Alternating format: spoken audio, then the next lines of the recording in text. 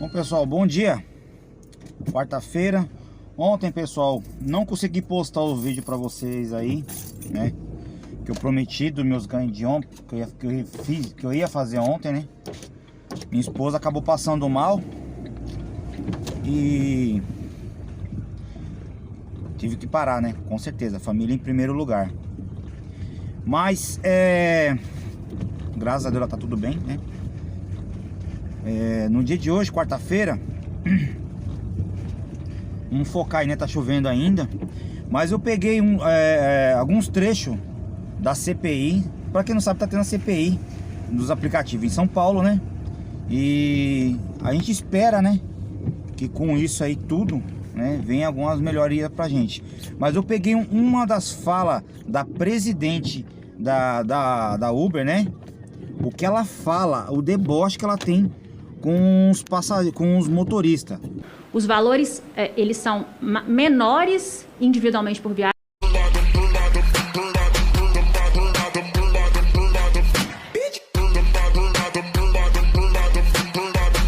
Você acha justo a nova forma de pagamento aos motoristas, onde eles recebem valores que são bem menores do que os que estão sendo pagos pelos passageiros, resultando numa alta taxa recebida pelo aplicativo?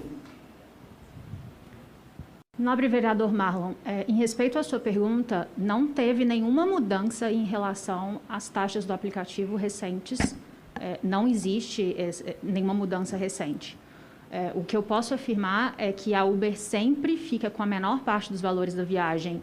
A gente já afirmou aqui em outras reuniões, a gente como Uber, que essa taxa ela é variável, viagem a viagem, mas que na média da cidade de São Paulo, essa taxa, quando a gente afirmou aqui, acredito que foi em novembro do ano passado, a gente trouxe esse valor, a gente dividiu, compartilhou esse dado de 15%, e eu consultei antes de vir a essa CPI, e esse dado de taxa média ele continua abaixo desse valor. Vamos lá, não é na verdade o que a gente tem visto na tela dos motoristas, nos prints que eu recebo nas minhas redes sociais, né? O que a gente tem notado é que no modo anterior, o motorista de alguma forma ele tinha até um certo controle, né? Principalmente, talvez até mais justo, né? Porque ele recebia ali pelo que ele rodava, certo? De uma certa forma, ele seguia o caminho que o passageiro dizia para ele seguir, né? E ele era remunerado por aquele caminho, né? Hoje, o sistema, o algoritmo, a bola de cristal da Uber, quando ela traça uma rota, certo? O motorista acaba tendo que fazer o caminho de qualquer forma que o passageiro pede.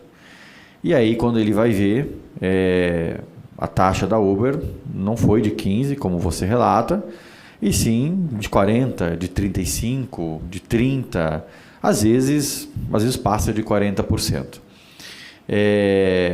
Gostaria de saber se você tem ciência disso, você nega isso, qual é o seu posicionamento sobre isso?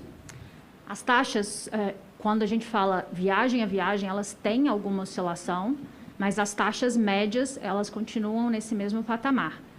Um ponto importante sobre essa mudança que o senhor está falando, é uma mudança que ela começou a acontecer no Brasil há um pouco mais de um ano e recentemente ela veio para São Paulo e ela traz mais transparência para os motoristas parceiros, que antes de aceitar uma viagem, eles conseguem ver qual é o valor daquela viagem, qual é a origem, qual é o destino completo dessa viagem e eles podem então, qual é a distância do usuário que ele vai pegar e eles podem então entender se eles aceitam ou não aquela viagem. Então, foi uma mudança que veio com o objetivo de dar mais previsibilidade aos motoristas parceiros e não com nenhuma intenção ou com nenhuma alteração da taxa.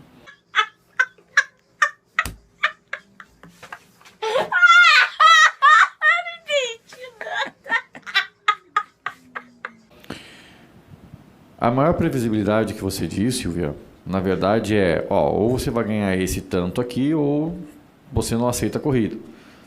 De fato é o que acontece. E aí o motorista não aceita. E aí toca de novo.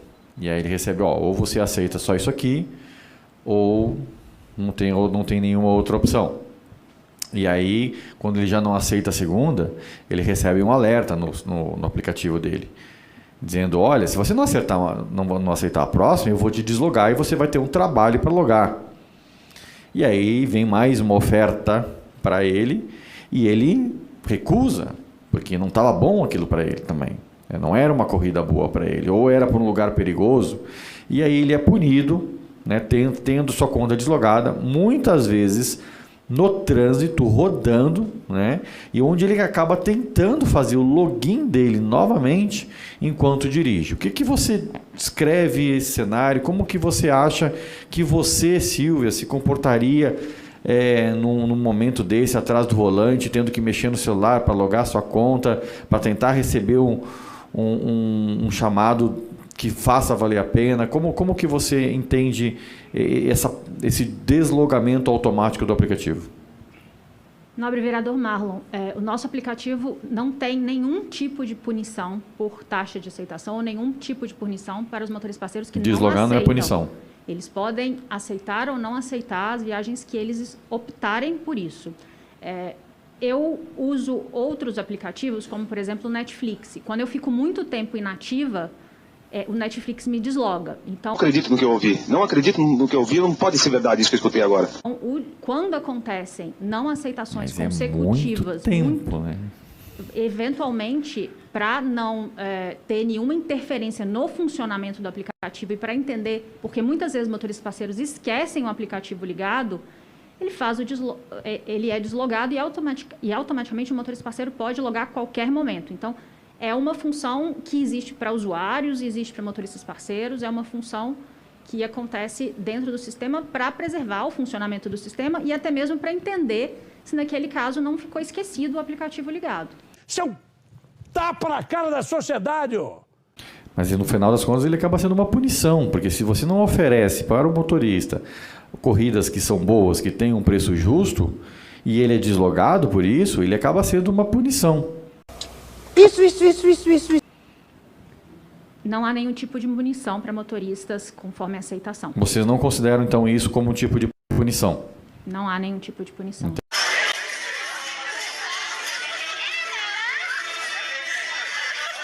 Exatamente porque ele atende, às vezes, a corrida ali, né? E aí ele sabe que, de alguma forma, que aquela corrida... através de outros meios, ele sabe que aquela corrida ali, na verdade, o passageiro está pagando R$50, mas ele está recebendo 30. O que você acha disso, de o passageiro pagar R$50 e o motorista receber 30? Individualmente, casos, viagens a viagens, a taxa é variável exatamente porque existem promoções para usuários e promoções para parceiros. Mas, como eu disse, em todos os casos, os motoristas parceiros recebem a maior parte do valor das viagens e o valor médio de todos os motoristas na cidade de São Paulo, ele é mais baixo do que o exemplo que o senhor citou, ele é mais baixo do que 15%. Ele varia também, mas eu puxei os dados para essa comissão do último mês. Como esse valor que é ofertado ao motorista, com que base ele é calculado?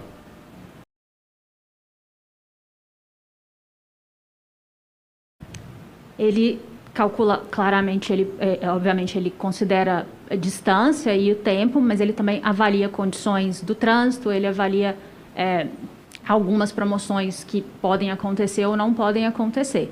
Então, ele é determinado. Os valores, eles são menores individualmente por viagem. Essa coisa de viver do que gosta é para poucos. Você ama o que você faz? Quanto você dedica da sua vida para isso?